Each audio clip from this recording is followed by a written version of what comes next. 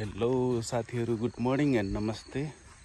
अहिले म बिहानको समयमा मर्निङ वकमा हिँडिराखेको छु हैन। अब मेरो घर नजिकै पनि यस्तो ठाउँहरु रहेछ के।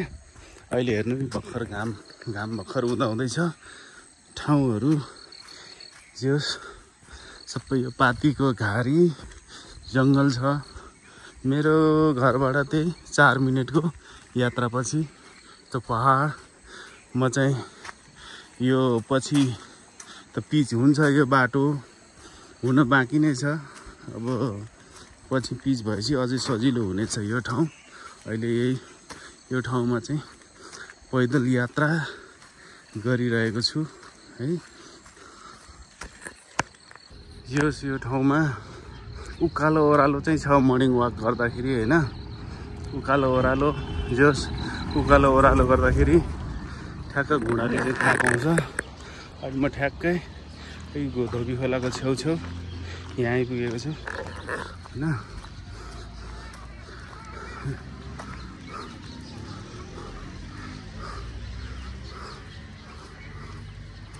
अब स्याङ हुने भयो। अब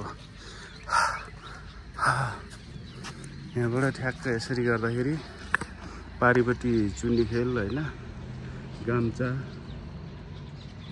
छ। बल्ल तल्ल घाम लागेको पनि बादलले छेकिसक्यो।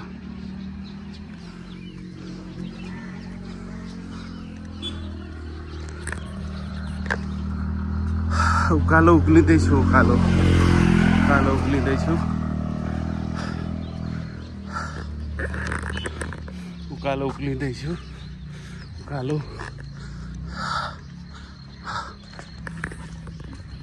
टमाटर फलेर यति धेरै फले। टमाटर, मकै, टमाटर।